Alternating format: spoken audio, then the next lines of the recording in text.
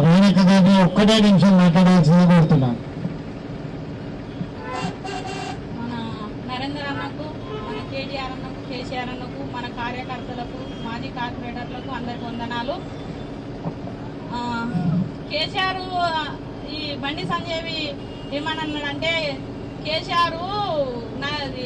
కేటీఆర్ నీకే పుట్టిండా అని అడిగిండు కదా. ఇప్పుడు బండి సంజయ్ కొడుకు మరి ఆయనకే పుట్టిండా? ఆడపిల్లల కురానికే కన్నాడు ఆయనే.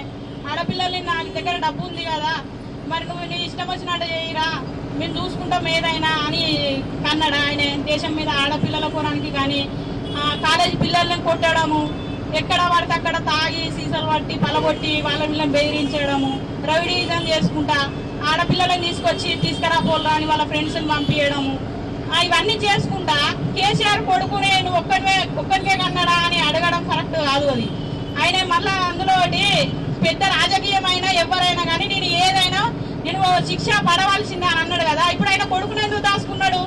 ఇప్పుడు బీద వాళ్ళకైతేనే ఒక న్యాయము, ఉన్నలో ఒక న్యాయమా? మీ దగ్గర డబ్బు ఉన్నదాన్ని దాచుకుంటారా? ఆయన తప్పియడం ఎందుకు? నిన్న మట్టెవాడలో ఒకటి జరిగింది. ఒక ఆడపిల్లని 5 సంవత్సరాల పాపం చేసిందంటే ఆయన కేసు పెట్టి ఆయన లోపలికి తోలేరు. అంటే బీద వాళ్ళని లోపలి తోలుతారు, మేము ఉన్నోళ్ళని దాచుకుంటారా? ఇది అందరి ఆడపిల్లలే కదా. ఒక ఆడపిల్లకు తల్లిగా నేను మాట్లాడతానా? ఆయనకు శిక్ష పడాలి. ఆయన ఏమని మాట్లాడిండు? ఎంత రాజకీయమైనా కానీ న్యాయమే అన్నాడు. శిక్ష పడాలాక వదిలిపెట్టనని అన్నాడు బండి సంజయ్. ప్రతి మాట సెల్లులలో చెప్తూనే ఉన్నాడు. ఇప్పుడు వీడియోలో మాట్లాడుతూనే ఉన్నాడు కదా. మరి ఆయన కొడుకుని ఎందుకు దాచుకున్నాడు? మీ బీజేపీ వాళ్ళంతా ఏం చేస్తాను? మరి మా తెలంగాణ తరఫున ఇక్కడ వరంగల్లో మాట్లాడడానికి మరి ప్రతిప్రావు ఉన్నాడు కదా. మరి ఆయన ఏం చేస్తాడు? మీరు కేసు అందరు పెట్టవచ్చు కదా.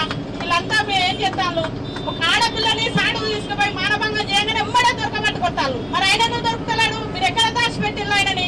అంటే మీకొక్క న్యాయం, మాకొక్క న్యాయమా? ఆయన శిక్ష పడాలి. ఆయన ఆ పిల్లని ఎంత డ్రాప్ చేసి అది చేసిండో ఆయన తీసుకొచ్చి ఆ పిల్లకు న్యాయం చేసేదాకా మేము పోరాడతాం. తెలంగాణ తరఫున కాకుండా ఒక సాధారణ మహిళగా ఒక ఆడపిల్లలని మేము కష్టపడి సాదుకుంటాం కాబట్టి మా పిల్లలు కాలేజీ పోవాలన్నా స్కూల్లో పోవాలన్నా భయపడతాను. ప్రతి కాలేజీ పోయినా కానీ పిల్లల చేయబట్టి గుంజడము ఇవి జరుగుతున్నాయి కాబట్టి ఇది మస్తు పోరాడతాం. వాళ్ళు కనుక ఆ అమ్మాయికి న్యాయం చేయకపోతే మేము పెట్రోల్ పోసుకొని అయినా ఏదైనా చేయడానికి సిద్ధంగా ఉన్నాం. ఆడపిల్లలకు ఎక్కడ న్యాయమే జరగాలి, అన్యాయం జరగదు. ప్రతి కాడ డ్రగ్స్ బాగా అలవాటైంది, గంజాయి ఇవన్నీ ప్రతి ఒక్కటే అలవాటైంది. ఈ మగ పిల్లలకి కేసులు పెట్టి తీసుకుపోయి కొట్టడం లేదు, వాళ్ళని జాలీగా తీసుకుపోయి జైల్లో పెట్టడం, పైసా తీసుకొని వదిలిపెట్టడం, వీళ్ళంతా ఏం చేస్తాను? ప్రతి దానికి న్యాయం జరగాలి. ఆయనకి శిక్ష పడదాకా మేము వదిలిపెట్టాం. బండి సంజయ్ మాట్లాడినందుకు క్షమాపణ కోరాలి కేసీఆర్ని, కేటీఆర్ని. మాకు కావాల్సింది అది. ఒక ఆడపిల్లకు న్యాయం జరిగేదాకా వదిలిపెట్టాం. నరేంద్ర అన్న ధన్యవాదాలు. మరి ఇప్పుడు ఈరోజు చేసేటువంటి ధర్నా కార్యక్రమంలో భాగంగా